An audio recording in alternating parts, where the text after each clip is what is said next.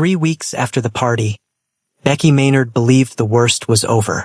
She didn't yet know that the most important part of her story was just beginning, and it involved the man she thought she'd left behind. Becky woke to sunlight streaming through the nursery window and the sound of her son moving inside her. She placed her hand on her belly, feeling the rhythmic press of what might have been a foot or an elbow, and smiled for the first time in what felt like years. Not the performative smile she'd worn at Dennis's events, carefully calibrated to look supportive without drawing too much attention. This was something quieter, private, hers alone. The apartment on Riverside Drive had become more than shelter. It had become the first space in her adult life that belonged entirely to her. No man's preferences dictating the temperature or the furniture arrangement.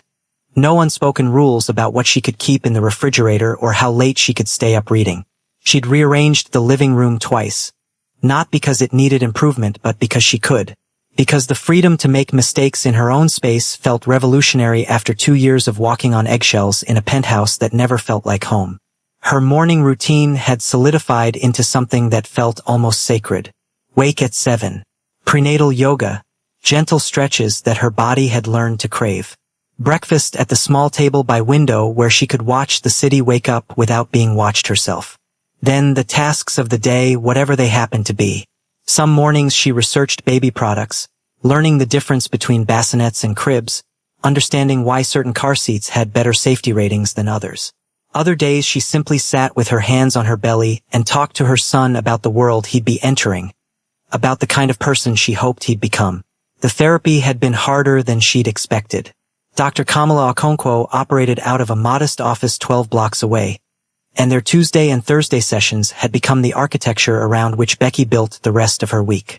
The first session had been brutal, sitting across from a woman who asked direct questions and didn't accept deflection as answers. Dr. Okonkwo had a way of looking at her that suggested she'd heard every rationalization, every excuse, every version of, "it wasn't that bad," that trauma survivors told themselves. "You keep saying Dennis never hit you," Dr. Okonkwo had observed during their third session, her pen poised over her notepad. "You say it like it's proof that the abuse wasn't real. Why do you think that is?" Becky had struggled to answer, her throat tight with the familiar urge to minimize, to explain, to make herself smaller even in a space designed for her to expand. Because people think abuse has to look a certain way. Bruises, police reports, restraining orders. What Dennis did was just words, looks, silences. Emotional abuse is still abuse, Dr. Okonkwo had said quietly.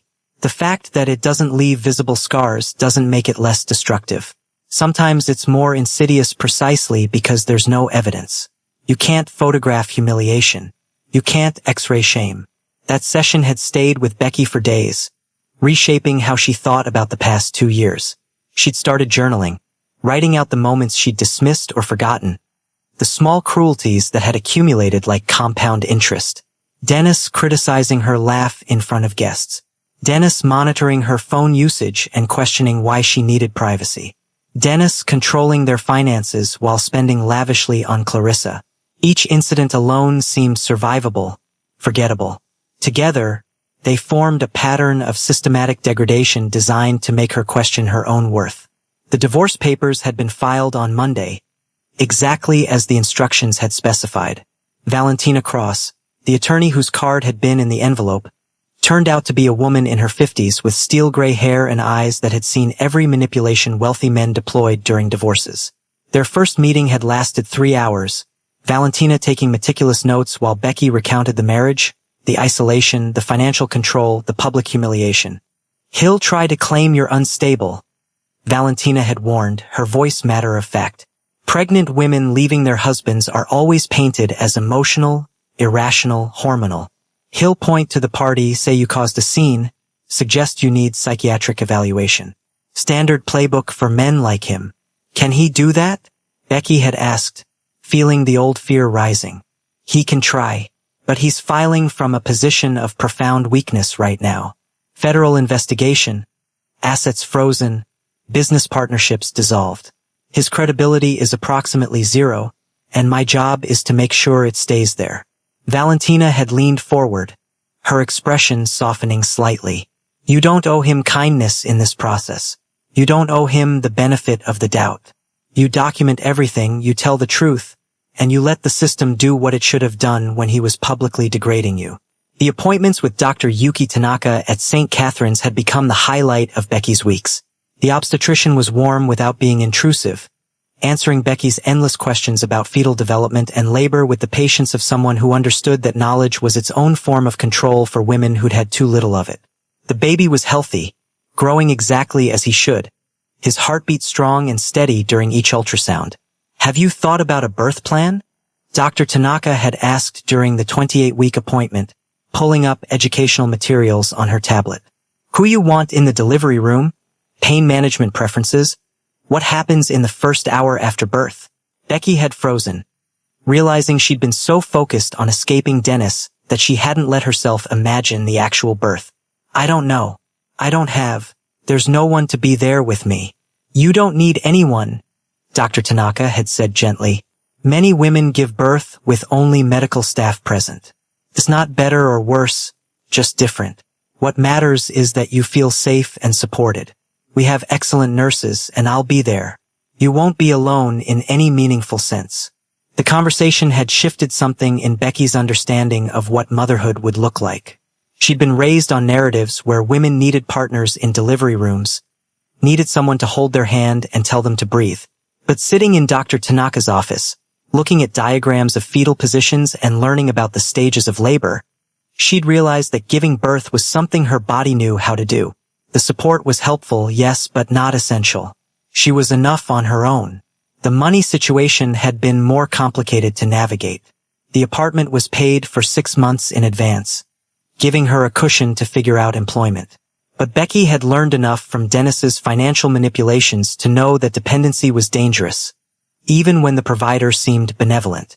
She needed her own income, her own economic foundation that no one could revoke or leverage. She'd started small, taking on freelance writing projects through platforms that didn't require extensive work history. Product descriptions for small businesses. Blog posts about pregnancy and motherhood for parenting websites. The pay was modest, but it was hers, earned through work she could do from her couch with her laptop balanced on her belly. More importantly, it proved to herself that she had marketable skills, that the years with Dennis hadn't completely eroded her ability to function independently. The childbirth education classes had been Becky's idea, not something prescribed by doctors or suggested by well-meaning strangers. She'd signed up for a 6-week course at a community center, learning about contractions and breathing techniques and what to pack in a hospital bag. The other pregnant women in the class all had partners, husbands who rubbed their backs during practice exercises, boyfriends who took diligent notes about latent versus active labor. Becky sat alone in the back row, her notebook filled with her own observations, and felt no shame about it. If anything, she felt a quiet pride in showing up for herself, in investing time and energy into preparing for the most physically demanding thing her body would ever do. The instructor, a retired midwife named Gladys, had pulled her aside after the 3rd class. "You're doing this solo?" Gladys had asked not unkindly. "Yes. Good for you. The partner support is nice, but I've delivered hundreds of babies, and I can tell you this, when it comes down to it, it's you and your body doing the work. Everything else is decoration." She'd squeezed Becky's shoulder. "You're stronger than you think. Your body knows what to do. Trust it." That trust had become Becky's practice over the following weeks. Trusting her body to grow this baby. Trusting her instincts when they told her to rest or eat or move. Trusting that she could handle discomfort and uncertainty without someone else validating her experience. She'd spent so long deferring to Dennis's version of reality, accepting his interpretations of events, even when they contradicted what she'd seen with her own eyes. Reclaiming trust in herself felt like learning to walk again after years of crawling.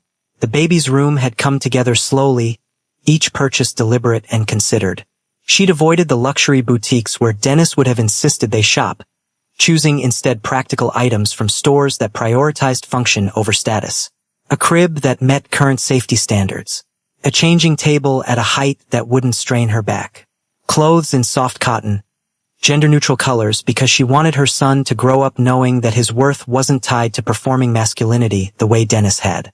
She'd chosen a name carefully, testing it out loud to see how it felt in her mouth. Not Dennis Jr., which he'd assumed. Not anything connected to his family lineage or business ambitions. Something that meant new beginning, fresh start, hope.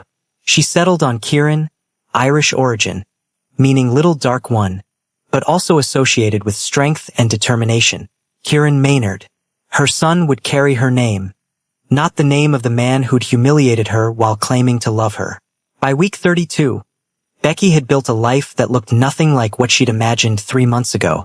No penthouse, no designer clothes, no social calendar filled with events where she performed the role of devoted wife. Instead, she had therapy appointments and prenatal classes. She had freelance deadlines and doctor's visits. She had morning walks along the river where she talked to Kieran about the birds and the weather and what kind of person she hoped he'd be. She had freedom. Real freedom, not the gilded cage version where someone else controlled the lock. And she'd learned something essential in the process of building this new life. Freedom wasn't the absence of difficulty. It was the presence of choice. The choice to struggle on her own terms rather than succeed on someone else's. The choice to be lonely sometimes rather than accompanied by someone who made her feel alone. The choice to trust that she was enough, exactly as she was, without needing external validation to confirm her worth. The old Becky, the one who'd married Dennis seeking safety, the one who'd left Jihoon seeking normalcy, had believed that protection came from other people. That she needed someone stronger or richer or more powerful to shield her from life's hardships. The new Becky, the one growing alongside Kieran, understood that real protection came from within. From knowing your boundaries and enforcing them. From recognizing manipulation and refusing to participate. From building a life so grounded in your own values that no one else could shake its foundation. She still thought about Jihoon sometimes. Usually late at night when Kieran's movements kept her awake. She wondered what he was doing. Whether he ever thought about her. Whether his life had continued unchanged after that night at the party. But the wondering was different now.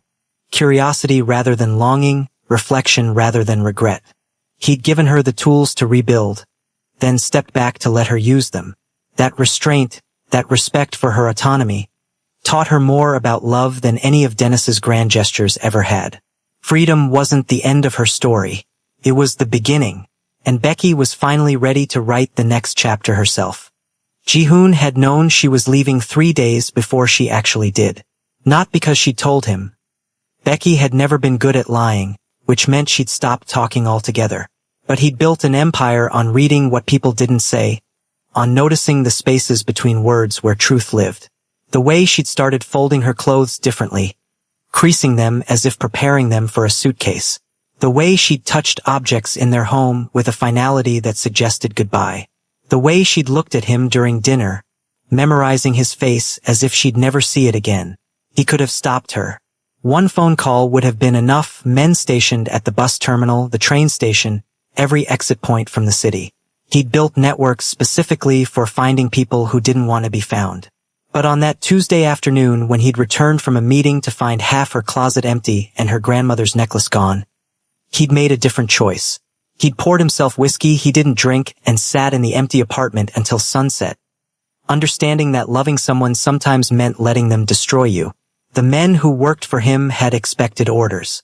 Tameen, his head of security, had pulled up traffic camera footage showing Becky boarding a bus headed east. "We can have her location within 2 hours," he'd said, his finger hovering over his phone. "She's not trying to hide. She doesn't know how. Let her go." Jihoon's voice had come out steadier than he'd felt. "Delete the footage. Delete everything. She gets to disappear if that's what she wants." Tameen had looked at him as if he'd suggested burning money. "Boss, with respect, she's your wife. You don't just. She's a person before she's my wife, and people get to choose." He'd stood up, his decision hardening into something immovable. "No one follows her. No one contacts her. No one even speaks her name in my presence. She wanted out of this life badly enough to run. We're going to respect that." The first year had been the worst. Jihoon had thrown himself into expansion, acquiring businesses and territories with a focus that bordered on obsession because the alternative was sitting alone in an apartment that still smelled like her shampoo. His associates whispered about his increased ruthlessness, the way he'd begun dismantling competitors with surgical efficiency that left no room for mercy. What they didn't understand was that cruelty toward enemies was easier than confronting the gentleness he'd lost. He'd learned about the name change through channels he'd promised himself he wouldn't use. A quarterly report from someone who tracked legal filings, buried in routine information, mentioned a Rebecca Yoon filing for identity change to Rebecca Maynard. The Maynard had felt like a door closing, a deliberate severing of any connection to her past. To him, she'd chosen her mother's maiden name. He'd realized, going back to a version of herself that existed before they'd met. The restraint required not to reach out had cost him more than any business deal. He'd wanted to call to ask if she was safe, if she needed anything, if she ever thought about him the way he thought about her constantly. But that would have been selfish, would have violated the autonomy she'd fought so hard to claim. So instead he'd done nothing, had practiced the discipline of letting go while simultaneously ensuring she had protection she'd never know about. The security was invisible by design. He'd hired a firm 3 states away to monitor for any threats, any debts, any situations where she might need intervention. They reported quarterly, dry summaries that told him she was alive and apparently thriving without him. She'd enrolled in college, found work, built a life that didn't include violence or fear or the weight of his world. Reading those reports felt like pressing on a bruise, painful but necessary confirmation that she was better off. When the surveillance team mentioned she'd started dating someone, Ji-hoon had needed to leave his office and stand on the roof of his building for an hour, breathing through the irrational urge to find whoever it was and explain exactly why touching her was a mistake. But he'd done nothing, had reminded himself that her happiness mattered more than his jealousy, that real love meant wanting her to build a life even if he wasn't in it. The notification about her marriage had arrived on a Wednesday. Dennis Copeland, finance sector, old money pretensions with new money desperation. The report had included a background check Ji-hoon hadn't requested, but his people had compiled anyway. Dennis's business practices, his social circles, his reputation. Nothing immediately alarming, but nothing particularly impressive either. A safe choice, Ji-hoon had thought. Exactly what Becky had been looking for when she'd run from him. He'd gotten drunk that night for the first time in 5 years. Expensive scotch that tasted like ash while Taemin sat quietly in the corner of his office and didn't judge. You could break it up, Taemin had offered eventually. Easy. Financial pressure on his business. Questions about his background. Make him look unstable. No. The word had come out harsh. She chose him. She gets to have that choice, even if I think it's wrong. Especially if I think it's wrong. That's not how our world works, boss. It's how my world works when it comes to her. Ji-hoon had set down his glass with finality. She ran from me because I represented violence and danger and a life she didn't want. I'm not going to prove her right by manipulating her life from the shadows. She gets to be free. Actually free. But freedom, he'd discovered, didn't mean ignorance. He'd kept the security monitoring in place, telling himself it was just precaution, just making sure she stayed safe.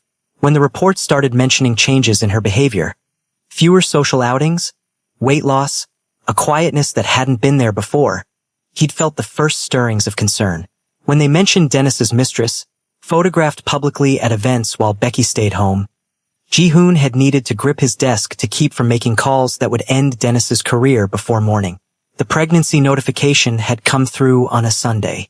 Becky Maynard, 6 weeks pregnant, first prenatal appointment scheduled. Ji-hoon had read the message 3 times, his chest tight with emotions he couldn't name. She was building a family with someone else, creating the normal life she'd wanted, and he had no right to feel anything about it except hope that she'd be happy. But the subsequent reports told a different story. Becky attending events alone despite being visibly pregnant. Becky looking isolated in photographs from charity functions. Becky's social circle shrinking systematically. And then, finally, the surveillance team flagging a party where Dennis Copeland was bringing his mistress as his official +1 while his pregnant wife was also invited. Ji-hoon had read that report standing by his office window, watching the city lights and feeling something cold settle in his chest. He'd kept his distance for 5 years, had respected her choice even when it hurt, had let her build a life without interference. But there were limits to restraint, lines that even his discipline wouldn't let him cross. Watching her be publicly humiliated while pregnant with another man's child, that was a line. The planning had taken 72 hours. Not the party intervention itself, which was simple enough, but everything after: the apartment, the medical care, the legal support, the financial resources. He tasked 3 different teams with creating a foundation that would give Becky options without creating obligations. The apartment needed to be safe but not luxurious, comfortable but not overwhelming. The doctor needed to be excellent but not intimidating. The lawyer needed to be aggressive but not connected to him in ways that could be traced. Choosing items for the baby had been the hardest part. Ji-hoon had stood in a store at 2 in the morning after buying out their inventory, looking at cribs and changing tables and tiny clothes, and realized he was preparing for a child that would never be his. A child who'd grow up calling another man father, who'd never know that Ji-hoon had ensured his mother had everything she needed. The grief of it had been staggering, but he'd pushed through anyway because this wasn't about him. It had never been about him. At the party, watching Dennis smile while his mistress humiliated Becky, Ji-hoon had felt a clarity he hadn't experienced in years. This was why he'd built power, not for territory or profit or respect, but for moments like this. For the ability to protect people who couldn't protect themselves, to correct imbalances that the law ignored, to ensure that cruelty had consequences even when it wore expensive suits. Dismantling Dennis had been satisfying in a cold, mechanical way.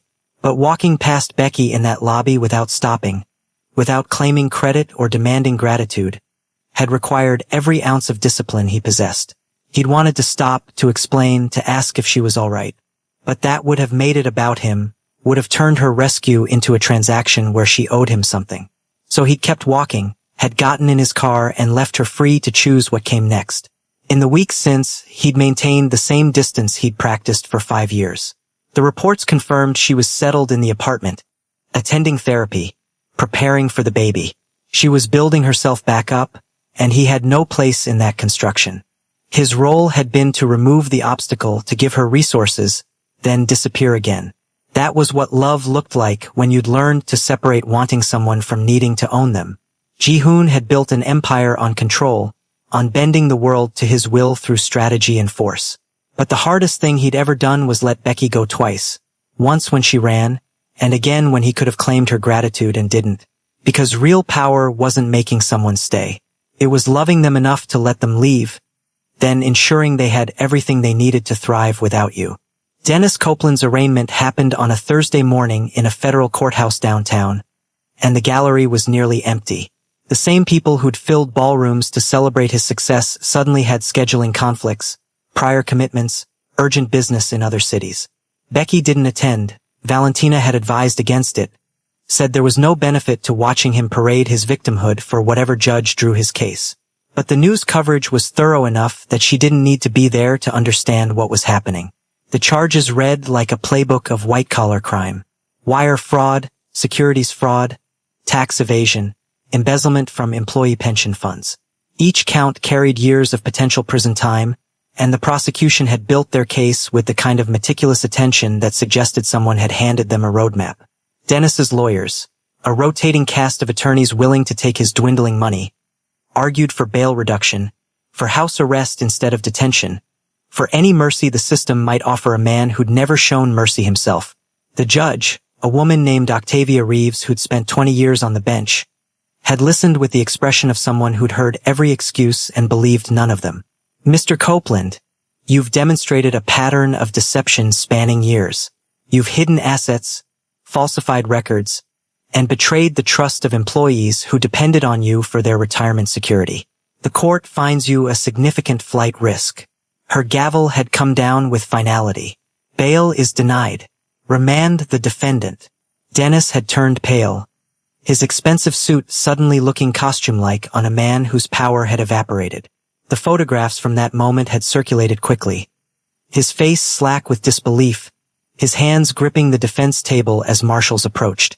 This was the same man who'd smiled while champagne poured over his pregnant wife's head, who'd publicly claimed another woman while his legal spouse stood humiliated. The symmetry of his fall was almost poetic. Clarissa Vance had fared differently but not better. No criminal charges, but the social consequences had been immediate and brutal. Her father's hedge fund had issued a public statement distancing themselves from her behavior, noting that she held no official role in their company and her actions didn't reflect their values. The statement was corporate cowardice at its finest, but it had done its job. Within 48 hours, Clarissa had been dropped from charity boards, uninvited from galas, removed from social registers that had once treated her as aristocracy. The tabloids had been merciless, running side-by-side photos of Clarissa pouring champagne on a pregnant woman next to images of her being escorted from various venues by security. Someone had leaked texts between her and Dennis, messages that revealed the humiliation had been planned days in advance, choreographed like a performance. Public opinion turned on her with the fury people reserved for those who hurt pregnant women and children. She tried issuing an apology through her publicist, a carefully worded statement that took responsibility without actually admitting fault, but it had landed like lead. Becky had seen Clarissa once since the party, a chance encounter at a coffee shop 3 blocks from her apartment.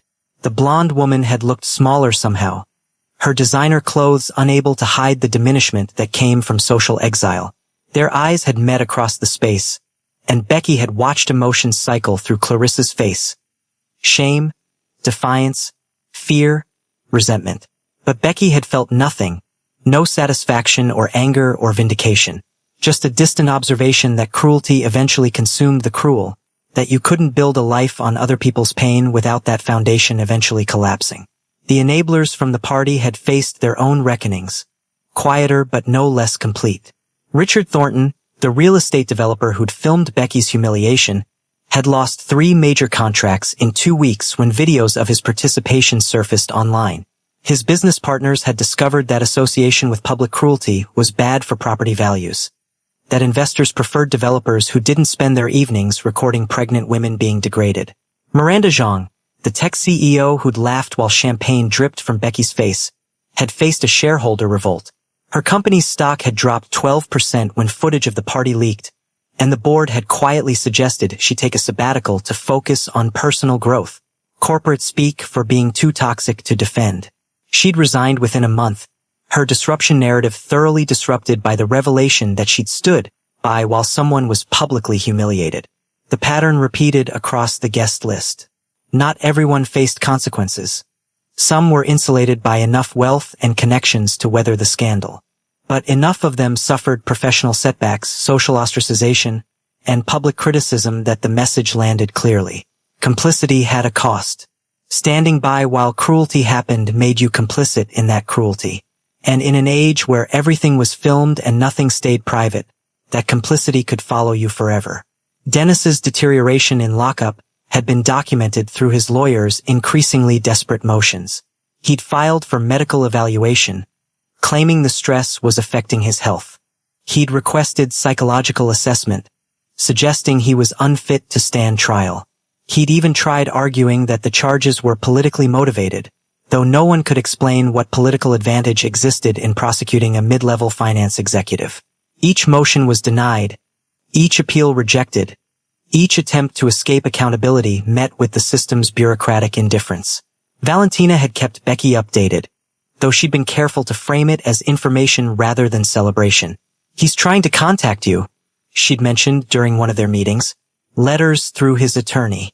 Calls to your old number that obviously don't connect. He seems to believe you can somehow help him.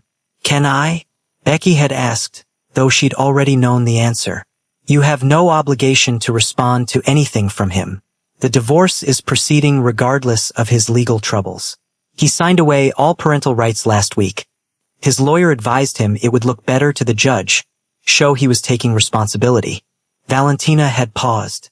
"For what it's worth, I think he's realizing that the power he thought he had was always borrowed, and the people he borrowed it from have stopped returning his calls." The trial date was set for 6 months out, which meant Dennis would spend that time in federal detention, watching his empire dissolve from a cell that probably cost taxpayers more per day than most people earned in a week. The irony wasn't lost on anyone. He'd spent years manipulating systems designed to protect workers, skimming from pension funds and dodging taxes while lecturing others about fiscal responsibility. Now those same systems were processing him with the same indifferent efficiency he'd shown his victims. What struck Becky most, reading the news coverage and legal updates, was how quickly Dennis had been forgotten. The same society that had elevated him now acted as if he'd never existed. His name disappeared from charity donor lists. His photographs were removed from company websites. His achievements were quietly scrubbed from institutional memory as organizations rushed to distance themselves from the scandal. It was erasure dressed up as prudence, and it revealed something essential about the world he'd inhabited. That world valued power, not people. It celebrated winners without asking how they'd won. It forgave cruelty from those who could afford good publicists and punished vulnerability in those who couldn't afford protection. Dennis had thrived in that ecosystem because he'd understood its rules and exploited them ruthlessly. But those same rules offered no loyalty, no safety net, no mercy when you fell. The people who'd applauded his success were the first to applaud his destruction. Not because they'd developed principles, but because they'd recalculated where power currently resided.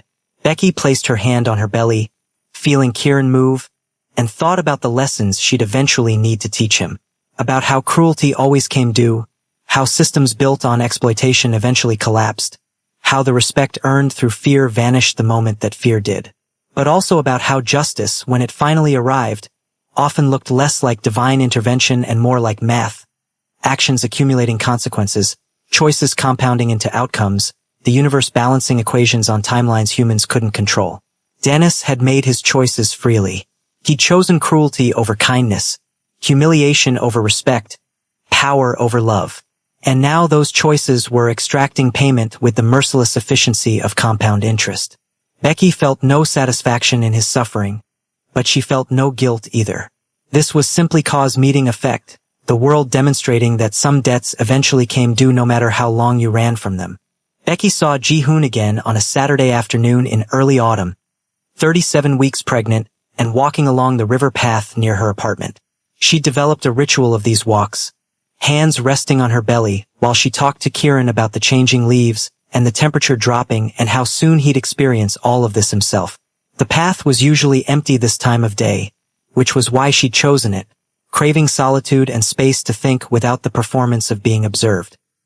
He was sitting on a bench facing the water, dressed simply in dark jeans and a sweater that looked expensive but understated. No entourage, no security visible, no outward indication of who he was or what he represented. Just a man alone with his thoughts, watching the current move past with the patience of someone who'd learned to sit with discomfort. Becky's first instinct was to turn around, to avoid the conversation that felt inevitable and terrifying. But something stopped her. Maybe courage, maybe curiosity, maybe just exhaustion with running from difficult things. She walked toward him slowly, her gait awkward with the weight of late pregnancy, giving him time to notice her approach. He looked up when she was still 20 feet away, and something flickered across his face too quickly to name. Not surprise, he'd probably known she walked this route, had probably chosen this bench deliberately. But something softer, more vulnerable. Recognition, maybe, or relief. "May I sit?" Becky asked when she reached the bench, gesturing to the space beside him. "It's a public bench." His voice was exactly as she remembered, low and controlled, but without the edge she'd associated with him during their marriage. "But yes, please." She lowered herself carefully, grateful for the sturdy construction that supported her added weight. They sat in silence for a long moment, both watching the water, neither rushing to fill the space with words. This was different from their marriage, Becky realized. Back then, silence had felt threatening, loaded with unspoken dangers and consequences. This silence felt almost comfortable, two people simply existing in proximity without demands or expectations. "How are you feeling?" Ji-hoon asked eventually, his eyes flicking briefly to her belly before returning to the river. "Tired, ready to not be pregnant anymore. Scared about labor but also impatient for it." She surprised herself with the honesty, with how easy it was to speak truth to him after years of absence. "The baby's healthy. That's what matters most." "That's good." He paused, seeming to choose his words carefully. "The apartment, is it adequate? If you need anything different..." "It's perfect," Becky interrupted gently. "Everything you arranged was perfect. The doctor, the lawyer, the security of having options. I never thanked you properly for that." "You don't owe me thanks. You never did." Ji-hoon's hands rested loosely on his knees, his posture relaxed but his attention entirely focused. What happened at that party, what Dennis did, that wasn't about me helping you. That was about correcting something that never should have happened in the first place. Becky turned to look at him directly for the first time, studying the face she'd once known intimately and then spent 5 years trying to forget.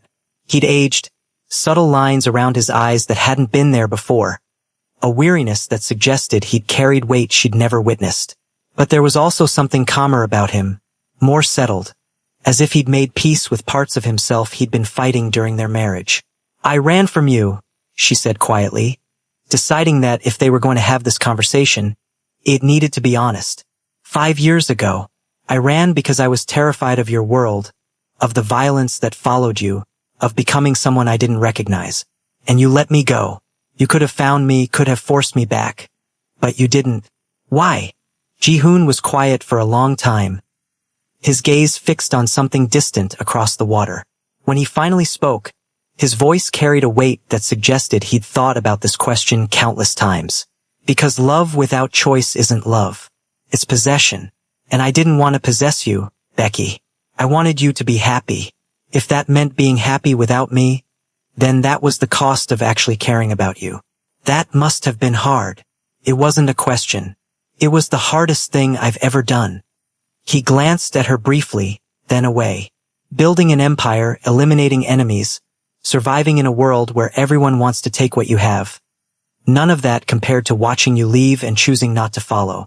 But it was also the most important thing.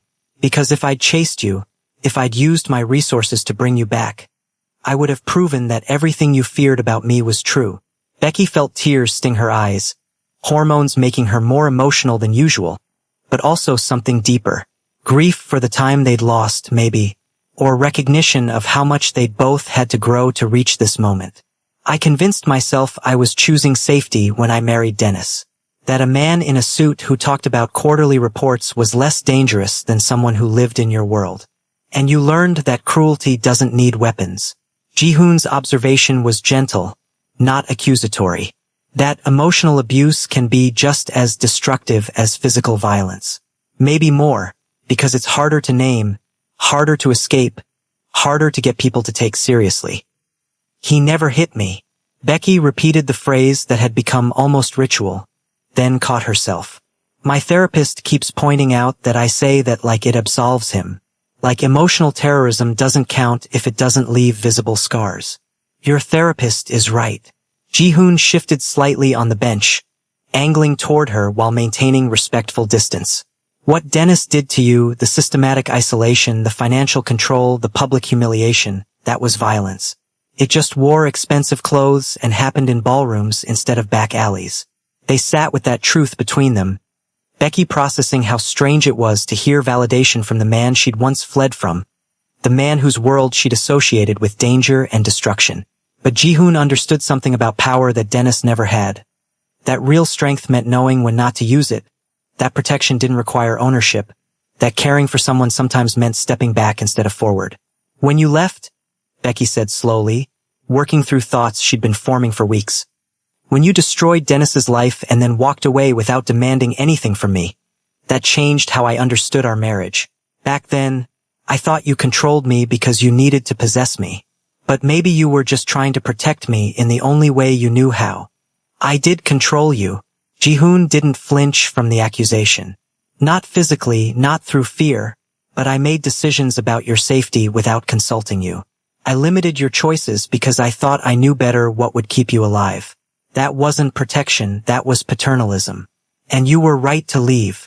His willingness to name his own failures disarmed something in Becky, some defensive wall she'd been maintaining without realizing it. I don't think I was entirely right. I think I was scared and young, and I didn't know the difference between a man who controls because he wants power and a man who controls because he doesn't know any other way to show he cares. The distinction matters less than you'd think. Ji-hoon's voice was quiet but firm. Impact matters more than intention. If my protection felt like a cage, then it was a cage regardless of what I meant it to be. Kieran kicked hard against Becky's ribs, and she winced, pressing her hand to the spot. Ji-hoon noticed immediately, his body tensing with instinctive concern before he visibly forced himself to relax. Is he okay? He's fine. Just running out of room and making his feelings known about it. She smiled despite the discomfort. He's going to be stubborn. I can already tell. Good. Ji-hoon's expression softened. Stubborn people survive. They set boundaries and enforce them. They don't let the world tell them who to be. He paused, then added carefully. You named him Kieran. I saw it in the medical records I shouldn't have accessed. You've been checking on us. It wasn't an accusation, just an observation. Old habits. He had the grace to look slightly uncomfortable. I told myself it was just making sure you were safe, that the resources were adequate. But honestly, I think I just needed to know you were okay, that you were building a life. That leaving me hadn't destroyed you. It didn't destroy me. It freed me. Becky watched his reaction carefully, saw the small flinch he tried to hide. But that doesn't mean it was easy, or that I never wondered if I'd made the right choice. Especially when Dennis showed me what safe really looked like, which was just another kind of danger with better branding. I'm sorry you went through that. Ji-hoon's apology was simple, unadorned with justification or explanation. I'm sorry that your attempt to escape one painful situation led you into another. And I'm sorry that it took something as extreme as that party for you to get the help you needed to leave. You gave me that help. Becky turned to face him fully now, needing him to hear this. You could have used my situation to manipulate me back into your life. You could have made the apartment and the resources contingent on something, contact, gratitude, eventual reconciliation. But you didn't. You gave me actual freedom, not the performance of it. That meant something. It was the least you deserved. Ji-hoon met her eyes, and she saw the same intensity she remembered but channeled differently now, directed outward as offering rather than demand. I spent 5 years learning to separate loving you from needing to control you. Learning that if I actually cared about your well-being, I had to prioritize what you wanted over what I wanted. That night at the party wasn't about winning you back. It was about making sure no one could hurt you again. And then you left. Becky's voice caught slightly. You walked right past me and left. Because staying would have been selfish. His honesty was almost brutal. You just escaped one man who trapped you through manipulation. If I'd stayed, if I'd leveraged your gratitude or your vulnerability, I would have been doing the same thing. Just with better intentions. The wind picked up, scattering leaves across the path, and Becky pulled her cardigan tighter. Ji-hoon noticed and started to remove his sweater before catching himself. The gesture of care interrupted by awareness that she might not want it. The hesitation itself spoke volumes about how much he'd changed, how much intentional work he'd done to override instincts that had once defined him. You can offer, Becky said softly. I might say no, but you can offer. He held out the sweater, and she took it, wrapping it around her shoulders. It smelled like cedar and something that was distinctly him, and the familiarity of it was both comforting and unsettling. They'd shared a life once, had known each other's rhythms and preferences and silent languages. That knowledge didn't disappear just because years had passed. What happens now? Becky asked the question that had been building since she'd sat down. We've had this conversation, we've been honest about the past. What comes next? Whatever you want. Ji-hoon's answer was immediate and absolute. I'm not here to pressure you or manipulate you or create obligations. If you want to say goodbye and never see me again, I'll respect that. If you want to stay in touch occasionally, we can do that. If you want something more, he paused, vulnerability flickering across his features. Then we figure that out together, at whatever pace you need. I don't know what I want yet. Becky's admission felt important, a rejection of the pressure to have answers before she was ready. I'm about to have a baby in a few weeks. My entire life is about to change in ways I can't fully prepare for. Adding complexity to that feels overwhelming. Then don't add complexity. Ji-hoon stood slowly, giving her space to decide whether to stay or follow. Take care of yourself and your son. Build the life you want. I'll be here if you decide you want me in it. And if you decide you don't, I'll still make sure you're both safe, from whatever distance you're comfortable with. Becky struggled to stand, and he offered his hand automatically, then hesitated. She took it, letting him help her up, feeling the strength in his grip that he was clearly moderating.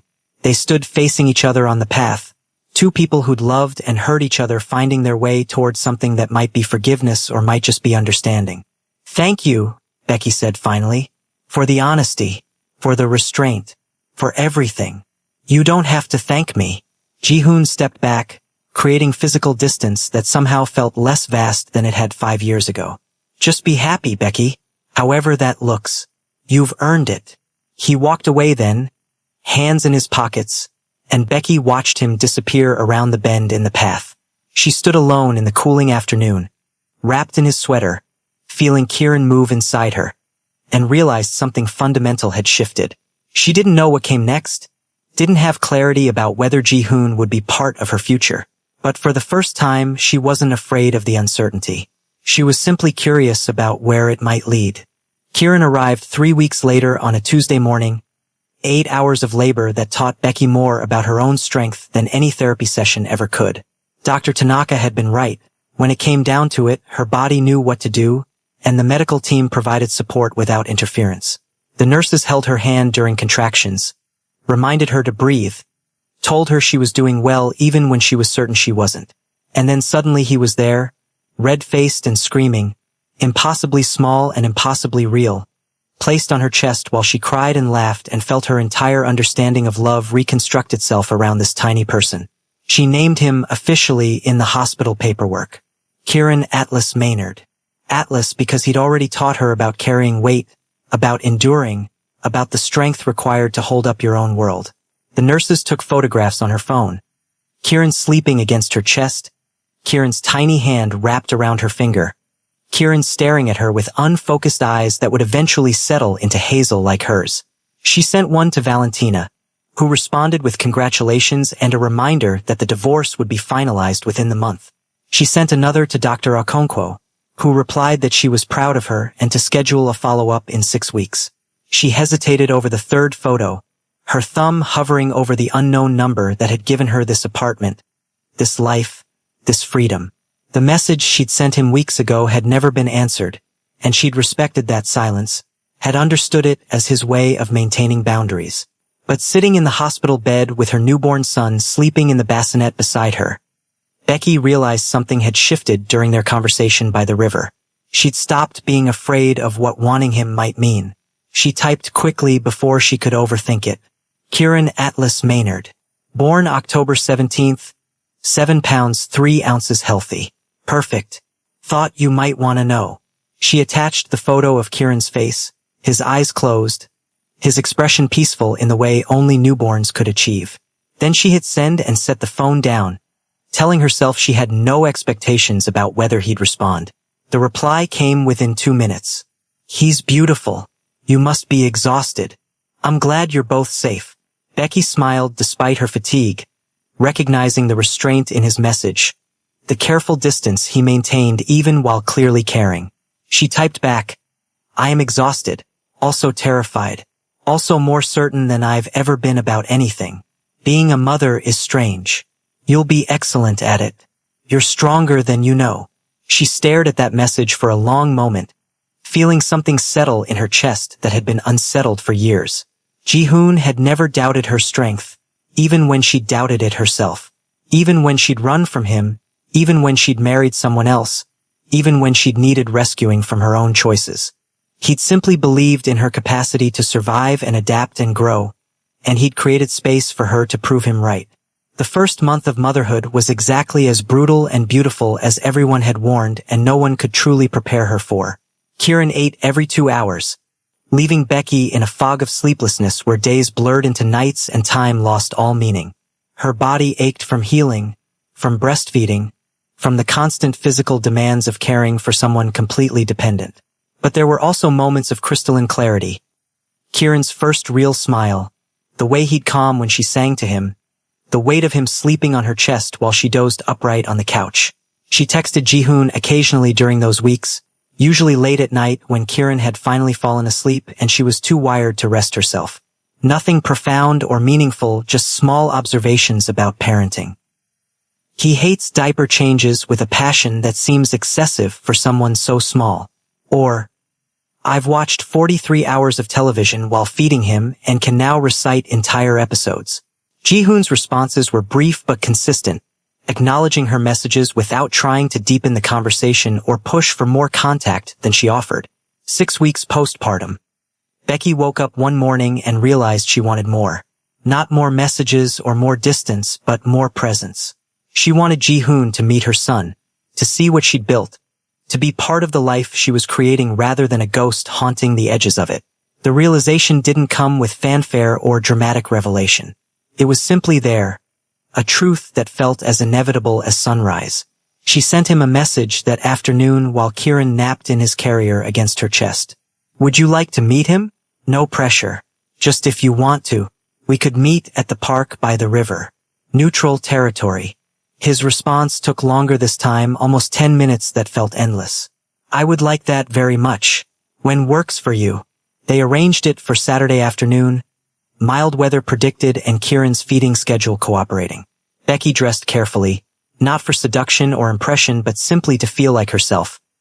Jeans that finally fit again, a soft sweater, Kieran bundled in the baby carrier facing her chest. She walked to the park slowly, giving herself time to process what she was doing, what she was inviting into her life. Ji-hoon was already there, sitting on the same bench where they'd talked before, dressed casually in ways that suggested he'd made the same careful choices about presentation. He stood when he saw her approaching, his eyes immediately finding Kieran's small head visible above the carrier. The expression on his face was unguarded in a way she'd rarely seen. Wonder and something that looked almost like longing quickly schooled back into neutrality. Hi, Becky said when she reached him, suddenly uncertain about the protocol for this situation. Hi. Ji-hoon's eyes hadn't left Kieran. May I? Is it okay if I? You can look at him. Becky adjusted the carrier slightly, giving him a better view. He's asleep right now, but he'll probably wake up soon. His schedule is erratic at best. Ji-hoon stepped closer, his movements slow and careful as if approaching something fragile. He looked down at Kieran's sleeping face, and Becky watched emotions cycle through his expression too quickly to name. He has your nose, he finally said, his voice quieter than usual, and apparently my stubborn streak. He has very strong opinions about bedtime. Becky sat down on the bench, and Ji-hoon followed, maintaining respectful distance. Thank you for coming. I wasn't sure you would. I would have come whenever you asked. I told you that. He shifted slightly, angling toward her without crowding. How are you managing? Is the apartment still working? Do you need anything? I'm managing. The apartment is perfect. I don't need anything material. Becky took a breath, deciding that if she was going to do this, she needed to be honest. But I've been thinking about what you said, about figuring out what comes next together. And I think I'm ready to figure that out. Ji-hoon went very still, his attention sharpening. What does that mean to you? Figuring it out. I don't know exactly. Becky looked down at Kieran, drawing courage from his peaceful presence. I know I'm not the person I was when we were married. I've learned things about myself, about what I need, about what I won't accept. And you're not the same person either. You've grown, changed, learned to let go. I have. His agreement was simple without defensiveness. I think maybe we could try again, slowly, without the pressure of marriage or cohabitation or any of the structures that didn't work before. She met his eyes directly. But I need you to understand something. Kieran is my priority. Always. Any relationship we build has to respect that, has to support that, has to make my life as a mother better, not harder. I wouldn't expect anything else. Ji-hoon's voice carried absolute certainty. I'm not here to replace Dennis or to claim some role I haven't earned. I'm here because I never stopped. He paused, choosing words carefully. Because what I felt for you 5 years ago didn't disappear. It evolved, became something less possessive, more patient. And if you're willing to let me be part of your life, part of his life, I'll spend every day proving that I've learned the difference between protection and control. Kieran stirred against Becky's chest, making the small grunting sounds that signaled he was waking. She adjusted the carrier, and his eyes opened slowly, unfocused and blinking in the afternoon light. Ji-hoon watched with an expression that Becky finally recognized. Not hunger or possession, but simple awe at the existence of something precious. "Would you like to hold him?" Becky asked, surprising herself with the offer. Are you sure?" Ji-hoon's usual confidence faltered, revealing vulnerability underneath. "I'm sure. Just support his head."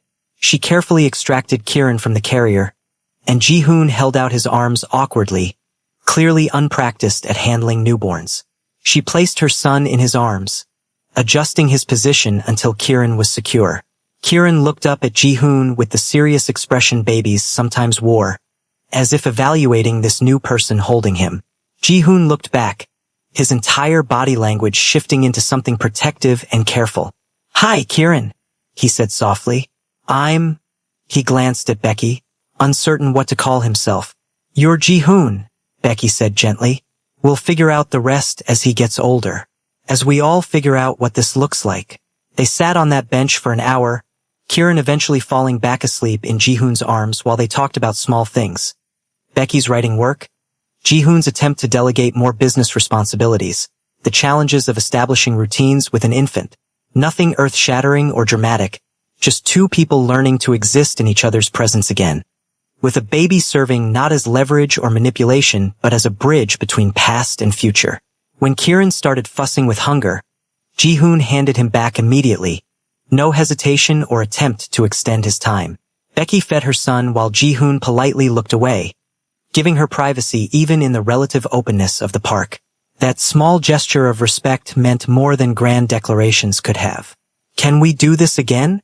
Ji-hoon asked as they prepared to leave. "Same time next week?" "Yes, but I need to set some boundaries." Becky stood, settling Kieran back in the carrier. "We move at my pace. If I need space, you respect that.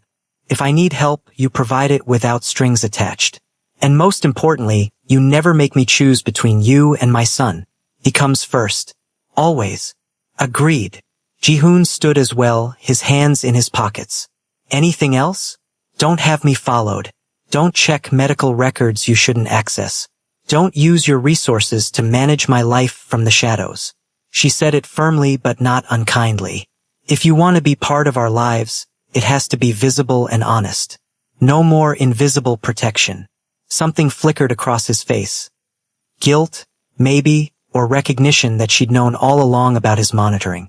"That will be difficult for me. My instinct is to ensure you're safe. Then we'll work on that instinct together. Because partnership means trusting me to manage my own safety, to ask for help when I need it, to be an adult who makes her own choices." Becky adjusted the carrier straps. "Can you do that?" "I can try. I want to try." Ji-hoon held her gaze. "You're right that I need to learn to trust you. Trust that you'll tell me if something's wrong, that you'll reach out if you need help, that I don't have to control everything to keep you safe. That's all I'm asking. Just try. We'll both make mistakes. We'll both have to unlearn old patterns. But if we're honest about it, if we keep communicating..." She paused, feeling the weight of what she was proposing. "I think we might actually build something real this time. Something that's not based on fear or desperation or the need to escape. Something chosen." They made plans for the following week, exchanged numbers they technically already had, said goodbye with an awkwardness that felt appropriate for people learning to navigate new territory. Becky walked home slowly, Kieran sleeping against her chest, and felt something she hadn't felt in years. Not happiness exactly, that seemed too simple, but possibility. The sense that her future wasn't predetermined, wasn't limited by past mistakes or fears, wasn't constrained by the choices she'd already made. Over the following months, they built something neither of them had anticipated. Not a recreation of their marriage, which would have been impossible and undesirable, but a partnership that acknowledged who they'd been while honoring who they'd become. Ji-hoon came to the apartment once a week, always invited, never presuming. He held Kieran while Becky showered or napped or simply had 20 minutes where she wasn't responsible for another human's survival. He brought groceries without being asked, learned Kieran's favorite songs, read parenting books with the same focus he'd once applied to business strategy. But he also maintained boundaries, never staying overnight, never assuming he had rights to Becky's space or choices, never treating his presence as anything other than a privilege she granted. They talked about their past honestly. The ways he'd controlled, the ways she'd fled, the mutual responsibility they held for a relationship that had ended badly. They went to therapy together when Becky suggested it, sitting in Dr. Okonkwo's office and working through dynamics that still needed attention. Kieran turned 6 months old on a Sunday morning in April, and Becky woke to sunlight and the sound of her son babbling in his crib. She lifted him out, changing his diaper while he grabbed at her face, and carried him to the kitchen where she'd started keeping a high chair. Her phone showed a message from Ji-hoon, sent early. Happy half-birthday to Kieran. I'm proud of both of you. She smiled and typed back, come over for dinner tonight? Nothing fancy. Just us. His response was immediate. I would like that very much. That evening, Ji-hoon arrived with flowers for Becky and a small stuffed animal for Kieran. Gifts that were thoughtful without being overwhelming. They ate simple pasta at her small table, Kieran in his high chair methodically destroying small pieces of avocado and sweet potato. Ji-hoon told stories about failed business meetings, making Becky laugh in ways she hadn't laughed in years. She told him about Kieran's new obsession with ceiling fans, about the freelance contract she'd just signed, about her plans to enroll in online classes once she'd established more of a routine. After dinner, they sat on the couch while Kieran played on his mat, rolling and reaching for toys just beyond his grasp. Ji-hoon watched him with the same attentive focus he brought to everything, and Becky watched Ji-hoon, seeing clearly what she'd been too afraid to see before. He loved them, not in the possessive way that demanded ownership, but in the patient way that simply wanted their happiness. And more importantly, she trusted that love now. Trusted that he'd proven through months of restraint and respect that his words matched his actions. I've been thinking, Becky said carefully, about what comes next, for us. Ji-hoon turned to face her, his expression open but guarded. What have you been thinking? That I want more of this. More evenings together. More shared moments. More building something that feels permanent rather than temporary. She took a breath. I'm not ready for you to move in. I'm not ready for marriage or big commitments. But I'm ready to call this what it is. A relationship. Partnership. Something real. I'm ready for that too. Ji-hoon's voice was steady, but she could see the emotion beneath. On your terms. At your pace. For as long as you'll have me. That's the thing. Becky reached for his hand, and he took it carefully, his fingers warm against hers. I don't think of it as, for as long as I'll have you.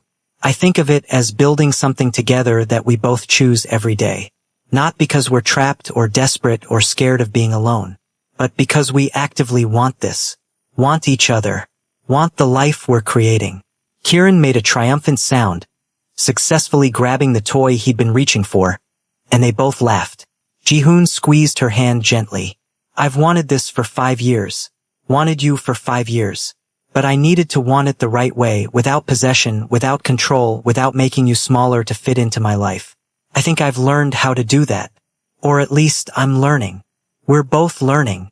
Becky leaned against him, feeling his arm come around her shoulders with a tentative care that suggested he was still learning not to assume permission. That's what makes it real this time. We're choosing each other with full knowledge of what we're choosing. The difficulties and the beauty and everything in between. They sat together on the couch, watching Kieran play, planning a future that looked nothing like what either of them had imagined 5 years ago. Not a fairy tale ending where everything was perfect, but something better.